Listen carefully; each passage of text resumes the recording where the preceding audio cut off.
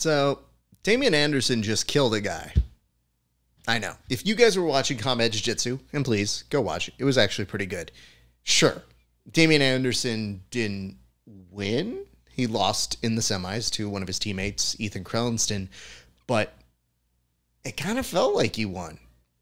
At least he won the Jiu-Jitsu jackpot, which is, hey, I'm pretty good at Jiu-Jitsu, but also, I just slapped the shit out of you, and now you're dead. Listen, dude, it is one of the best debuts for Combat Jiu-Jitsu I think we've seen in a long time, but I want to say this. A little mad at Damien. Here's why. He was putting out a video like this, where he's kind of showing off like, oh yeah, we're practicing slaps, look how funny we are, and then this. Damien, stop selling us wolf tickets. You did a great job, but also, please never slap me. Anyway, don't go anywhere. You're watching the Grappling Hour.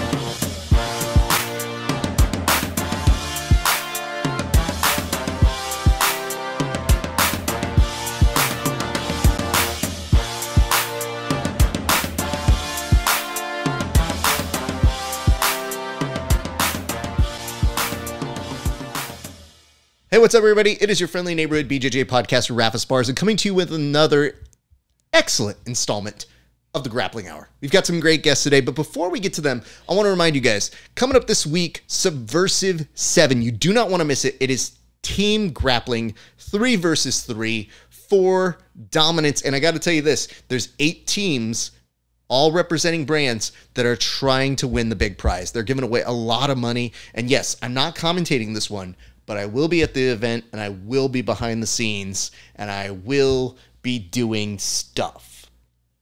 I'm not sure what the stuff is, but I'm doing stuff for the show. But for you guys, I'm actually going to be creating a little bit of a vlog that'll show you some of the behind-the-scenes nature of everything that's going on backstage. So if you want to see that, you have to become a premium member of the Grappling Hour. But Raph, how do I become a premium member? I'm glad you asked. All you have to do is go to our HY.PAGE. That's HY.PAGE/Grappling Hour and become a member. We have 2 different tiers. If you get early access, sure, you'll get access to our interviews 30 days before everybody else. But if you become a premium subscriber, which is the one we're talking about, you get the content that nobody else gets to see. That's right. We don't give this away to anybody.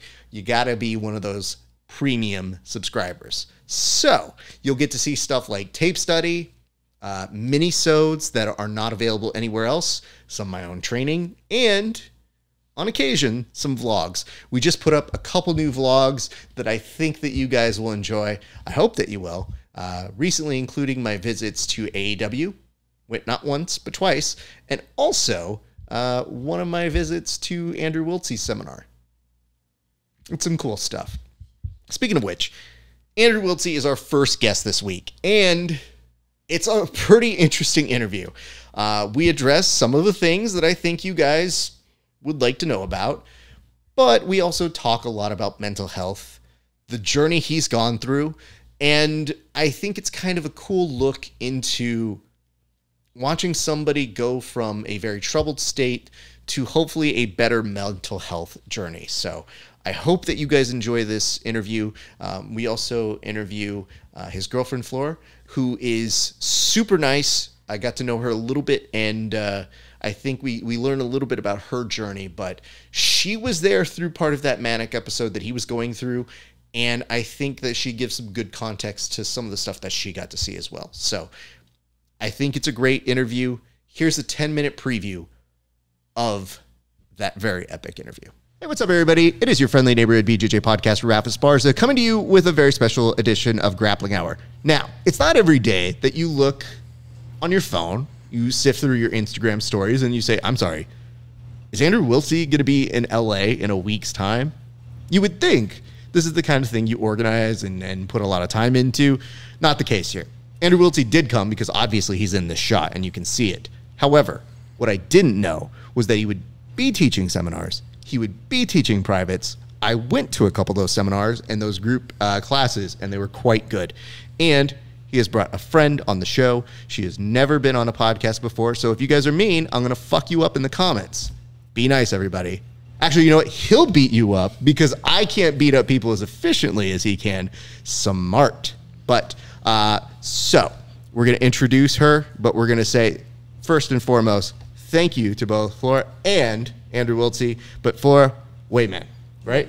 Wayman? Wayman. See, this is why I got to phonetically. Do you understand why I tried to hit the landing so hard? Usually I have it asked phonetically, and I didn't ask that here. It's okay. Because I was trying to hit it in my head. I remember the cheat code, which was, no way, man. Yeah.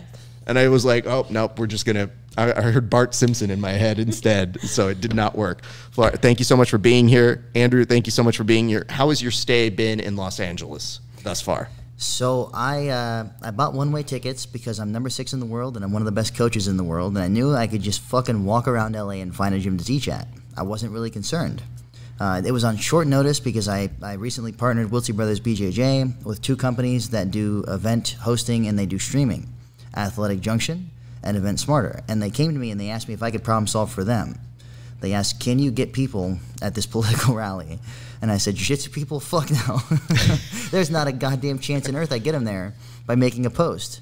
But what if I just get some time before the political rally and I teach a seminar? And it was like 6 days out, and they were like, would that work? And I was like, I'm good at planning. I can probably make it work. How many people do you expect to have at the event? And they gave me a number, and I'm like, I can get that. So I fucking ran with it. And I ended up in LA and ended up walking around. I met some people. One of them was a homeless lady that masturbated in front of me. My girlfriend didn't like that. And we just went with it. And it's been fun. I walked around. Like I said, I got a lot of experience. I'm from LA. I expected nothing different from you motherfuckers, okay? And I got to teach some private lessons throughout the week. I got to teach some classes, and I really like to teach, so I've had a fantastic time.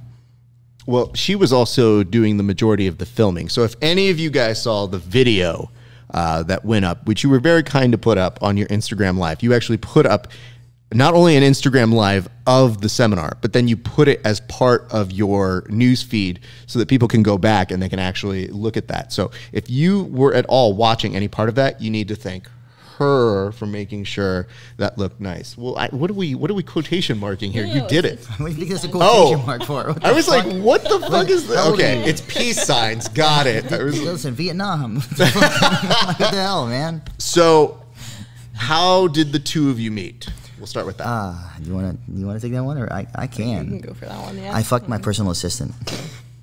All right. Well, that's a quick way of getting us on base. Yeah, so Okay, it's more complicated. So than that, why don't we have her start, because I think you already set it I up. offered you the Do you want me chance. to You know go? how I'm going to go with this. I mean, so basically I moved down to Illinois that way I could start training at Daisy Fresh because I was actually super inspired by him through all of the instructionals and the YouTube content they've been putting out. And I became friends with Bird online previously. And then Bird was like, oh, I think she'd actually be a really great fit to be an assistant for what we're trying to do. So I moved down, started working for them, and then that's how we met. What was the first thing I told you? Oh, yeah, he was like, you are not prepared for what's about to happen. That was like the first I words didn't out of mean his it like mouth. I got that. out of my car after a 12-hour drive, and then he rushes out the house, and he's like, you are not prepared for what's about to happen. I'm like, okay. Were you prepared for what was about to happen? Yes and no. Okay. She came down in the middle of the bad part of the manic episode. The bad part, where I was psychotic and I had 6 whiteboards. Okay. I stopped even talking. I couldn't take the time to explain shit to people.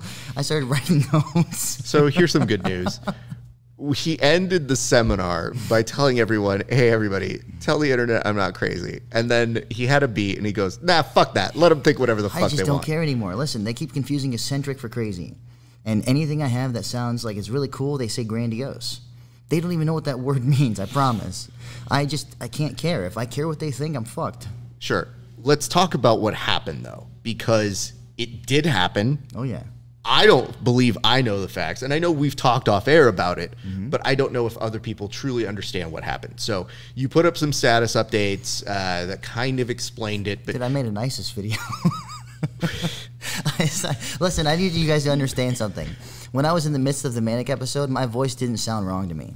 Nothing seemed wrong because my mania manifested as hyper-rationality. It really genuinely did. Everything it did had a coherent reason. A equals B all the way to Z. I had good reasons. I had good goals. It was like having my core personality values amplified by 1,000. So there was nothing bad about what I was doing. I wanted to start a charity. I wanted to have the people that are influencing me in life in negative ways, removed from that ability to influence me. I wanted freedom to do the things I want to do, and it turns out I want to go after sexual predators and like help people. So that's okay.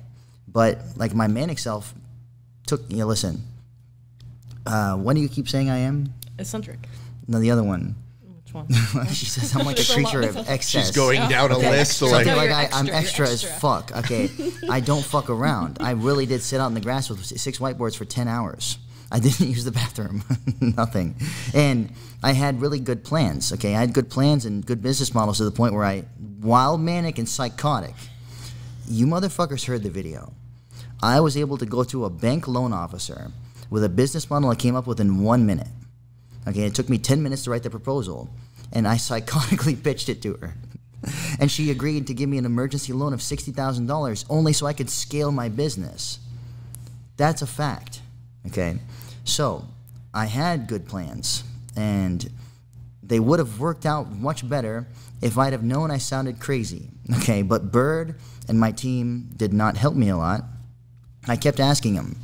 Okay, so here's a fact about me. I was clinically dissociated in the gym. The gym environment and the toxicity and all the different factors when it comes to being a competition guy who sells his car as soon as he moves to Daisy Fresh for reasons and is a little stuck. I let life beat me down to the point where I dissociated. Dissociation runs in my family. Okay, my family has a lot of mental problems. Okay, on my mom's side, and I went and researched this, and I've talked to therapists and psychiatrists. So, I completely dissociated. The me you saw talking about buzzsaws was a moron. He really was. And that me happened to be sharper than most people, which is really confusing. You guys should think about some stuff more often, okay? But I was able to do a lot of the stuff that I did because I knew what I was supposed to be doing. I had zero motivation. There was not a single time from blue belt on I actually wanted to win a tournament or compete. I did what everyone else always wanted me to do. I was stuck. The manic episode kicked me out of that. It really did. I woke up, and when you come out of dissociation, you happen to be very intelligent. The symptoms look similar to mania because I was euphoric. I was happy. I felt like I had plans to get free from a lot of stuff. And I kept asking my team members, one of which was a licensed therapist, what would the difference be in the world if I was dissociated and then I became not dissociated and I woke up, or I was manic? And they couldn't tell me. They just said, Andrew, you sound wrong. But I didn't sound wrong to myself. That's an opinion. That's not a fact. You didn't prove it to me. So I actually had to figure it out myself after I had enabled my master plan like a psychopath. Okay? I said, listen, I want to tell you guys a story. Alejandro is the only person from the gym that actually reached out to me and like came over and actually tried to see what was up. Seriously, he's the only single person from the team that gave a fuck enough to come over. And like, he's not the best planner, guys. He let me put my hands on his neck. Okay, and I seemed off, man. Oh my God. And I was showing him jiu-jitsu moves, but like, I'm not going to a person's house that I think is psychotic. He came over and we talked, and I explained the whole situation to him, thinking I sounded rational because I was rational, but other people aren't. So rational information delivered in a psychopathic way bounces off. And I didn't understand why everyone wasn't understanding me. What I was saying was coherent. The delivery was weird. I scared people. So I went and sat down. I hadn't slept in about a week, maybe a week and a half. I thought that was weird. But I had a mental health episode going on. I was really, my hyperfixated on the goal of freedom. I really did. It was a powerful goal. It was the kind of goal that captivates my entire attention, and I have the ability to hyperfocus at a high level. Very high level. I can close everything off. Nothing's intruding. So I finally went down and I said, you know what? I can't trust experts because no one's telling me what to do. No one's giving me the right information. They won't tell me the reason. They won't tell me their opinions. And I don't care about people's opinions without the reason. I really don't. I can't trust expertise because I know everyone's incompetent.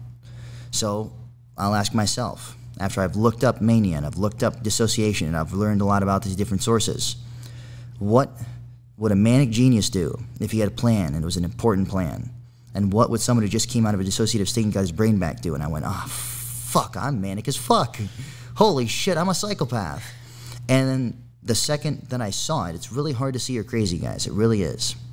I was able to look in and see an impulsive drive to do stuff now that wasn't normal, because that's not how I operate. When I make a plan, it's a good plan. It has contingency plans. It has failure models, and they're multiple layers deep. Now, the next step is, how do I best implement this plan?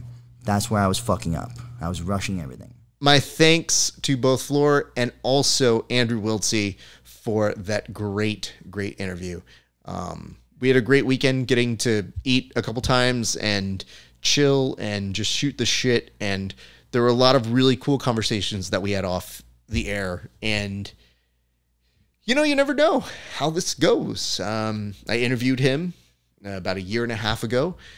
I liked his style. I enjoyed who he was. And you never know if that'll translate in person. And I can tell you, I felt very comfortable in terms of chatting about our shared experiences and also observations that we have about the community and our own mental health journeys. So I appreciate him. I appreciate his time. And I look forward to running back into him when he comes back out to LA.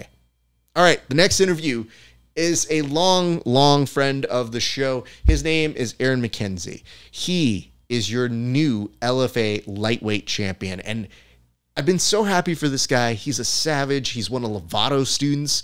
He's really interesting.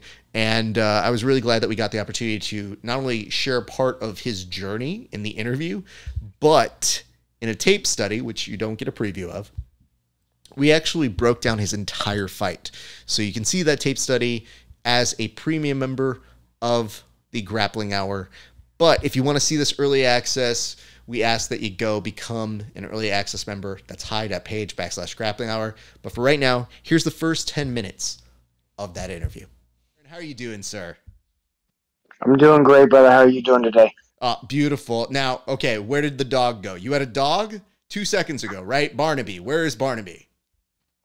Yeah, actually, I think he's trying to go outside. He wants to go outside. So he was coming to get your attention to be like, hey, before you start this interview that you might be a while with, can you let me outside? So this was a false sort of looked like he was going to be making an appearance on the show. I was excited to spend 10 minutes talking to your dog. Yep. Nope. He's fly hunting now. Listen, he's got very business things to attend to at this point. How old is Barnaby and what kind of dog is he? Because people didn't get to see him a few seconds ago. Barnaby is a pug chihuahua, and he is probably about 8 years old now. Okay, because I have a pug zoo. So I have a bout full of energy, and you don't know this, but you know, you were kind enough to give me a few minutes to get my shit together. But I have to trick the dogs to giving me time to do this interview. And with a pug zoo, there's nothing but energy. So it's just her being like, hi. And I go, so I don't know how you do it. Do you have a lot of energy with Barnaby? Because it seems like a high stakes sort of kind of thing when you have that kind of a dog. So Barnaby's pretty chill. He's pretty laid back, but we also have Blaze, who is his 5-year-old pug sister. And she's the most athletic pug I think you'll see. She's all over the place, runs, jumps, does crazy stuff. That's amazing. Well, you have 2 dogs then, right? Yes, sir. All right. Beautiful. Or as I tell them to my mother-in-law, those are your grandchildren. So enjoy them, for they are amazing. But here's what I want to say to you. All right. So stoked. Congratulations to you, sir.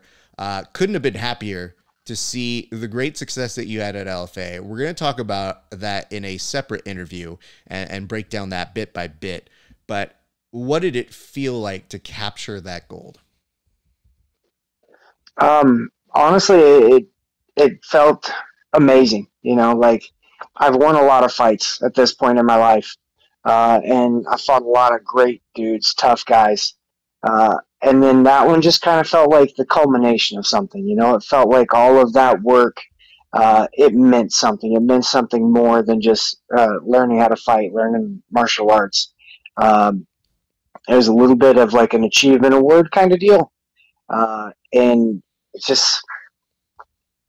felt really great, to be completely honest, as weird as that is. It felt amazing to just... I don't know if it was like a weight was lifted off my shoulders or something like that, but it was really hard to describe. Like, after they announced it and it was done, I was relieved. and just, I think I was just overwhelmed, I think, in the moment. And looking back, like, as I've seen it now, I've seen the video of it, I definitely, there was like a little bit of a release afterwards to where, like, okay, I can breathe now. Why do you think it felt like that? Because you talk about the culmination, and, you know, I think what could be happening here, your record's pretty good. I don't want to say any spoilers. I don't know anything, but it's not uncommon to see champions of that organization go on to other places. So you do know that is part of the trajectory. But when you talk about that, you kind of are alluding to the fact that it could be, you know, a nice bookend moment for a chapter. Even if it's not the definitive part of your experience in LFA, it still feels like, oh, you know what? That part of the journey has a nice little beginning, middle, and end, and now you're going to embark upon a new journey, whether you stay there, go somewhere else, go to the UFC, all those sorts of things. So that I can understand. But why the weight off of the shoulder? Is it weight that you're putting on yourself, expectations you're putting on yourself, or just the idea of, like, what seemed impossible so long ago has slowly turned into that reality with all of your hard work? No, absolutely. It's a little bit of both. Just like you were saying, it feels like I've been doing this for 10 years now, a little over 10 years. And seeing all of that hard work come together and pay off. Like, if you go back through my record, you know, I've not fought a single loser. I've fought, I think my last 3 or 4 opponents are like 10-3, 9-1, 8-3. They're all those records. And the rest of my record is the same way. You know, it's all appropriate guys, 5-1, 6-1 when I'm in there, undefeated guys. And then to have Clay on there now as well, who is just from, I mean, you know, one of the greatest fighting families and fighting names of all time, to have that as well. It's definitely something special as far as I'm concerned. And then being able to hit the LFA title when Rafael himself had a legacy title, I think it added just a little bit of extra special in there.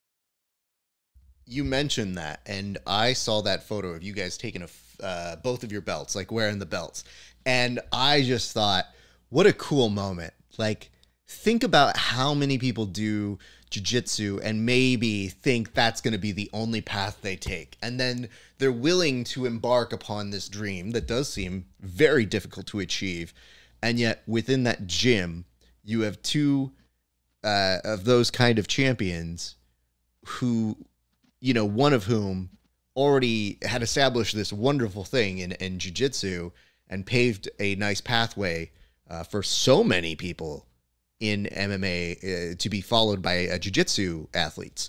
So when I saw the 2 of you, I just thought, whose idea was that? When did that come together? And what did you feel when you were kind of taking, like, that photo? Because to me, it looked dope AF. No, so it was absolutely his idea. I mean, obviously we both probably had the idea before the fight was ever even won. You know, it was in the back of your mind, like, if we win this fight, then we're taking pictures of both belts together, you know. And then it was his idea to go ahead and do it in the gi, because we're martial artists first. You know, we're not just going out to be fighters. We're a different kind of team and a different kind of group of people. Yeah, we fight, but we are martial artists first, and that's the entire thing. So doing it in the gi just seemed like the right way to go, you know. And to be able to reach that achievement with him, who, like we said, he did that, I think, 7 years ago now. Some around then, it was around the time where I made my pro debut. He was winning the legacy belt. So it was super special, you know, just to have that connection now. And we have 2, like you said, in a small academy out of Oklahoma. There's not a lot of schools in the world that have 1 LFA belt, and now we've got 2 of them. Yeah, I was so happy for you guys because, again, you know, Rafael goes back way, way back with our show in terms of just being a friend, you know, and he never had to come to our show. But when he did, it was one of those first big guests that we landed that I just felt like, okay, hey, we're along for his journey. And then you see him starting to stop off to go more of the MMA route. And I just said, okay, we've seen other people obviously transition into MMA, but he felt like one of the first people from our inner circle, from like our Verbal Tap family. And so, you know, we were aggressively like rooting for him. And I know how his brain works a little bit. You know, I know the man is a very, very smart and savvy businessman. He's got posts on posts. Like, he is so consistent, just lots of inspiration, lots of hard work. And then again, going back out there to Worlds, you know, like, the man's a machine. Even when you tell him you can't really compete and do certain things, he finds a way. So I kind of had an idea it was him that wanted to put that together. But it's also one that what I'm picking up from in you describing it is that maybe it was part of the visualization process between the two of you. Like, he said, oh, hey, keep this in the back of your mind. This might be something cool to do, which to me is almost just as important as good training, is having a instructor who can visualize that with you and can tell you, like, picture us doing that, because you don't think that matters, but it helps set you on that goal. So I guess, is that part of his visualization process? Is he a visualization coach? Because I don't know that. It's just something that I see from the sidelines. No, absolutely. So he is huge on visualization. And he's mentioned it a lot in the past, but when he was fighting for the Bellator belt, he kept that picture of the Bellator belt in his training bag for the entire fight camp and saw it every single day, and told himself, and I think he set an alarm in his phone for after the fight, like, you're Bellator champ. You know, he set that. He had that goal, and he pictured it every single day, and he went out and he did it. And having that and him sharing that with me, you know, I did the same thing. I had the picture on my phone. I was waiting. I had it marked down, like, on April 9th, you're going to be LFA champ, you know. And so I was always waiting. I was always ready. I was always putting in that extra effort just to make sure that I was going to achieve this goal. I'm glad to hear that. And I don't want to take away from anything right here. But is that motherfucking Barnaby right there? He's back. All right, that's going to do it. You know what? It's not going to do it for us here today. Before we finish, I want to tell you guys this. I didn't expect to go to AEW wrestling twice. It happened. It's just something that I decided to do. I'm glad that I did. But because you guys are cool, and I've thought about this, I was trying to figure out, what do I do with these vlogs? Because I only thought I was going to make one of them. I only thought I was going to go to AEW Dynamite on a Wednesday night. And then I went to AEW Rampage, and I made another vlog. Because I love you guys, and you never get to see this stuff, I thought I'd give you a preview of some of the vlogs that I make. And what I try to do with the vlogs is that I show you a little bit of the world through my eyes. So sometimes when you watch this show, you'll see me training at the very end of the show, if you stick around that long. And it's all in a time lapse, so you can't really detail too much of my training.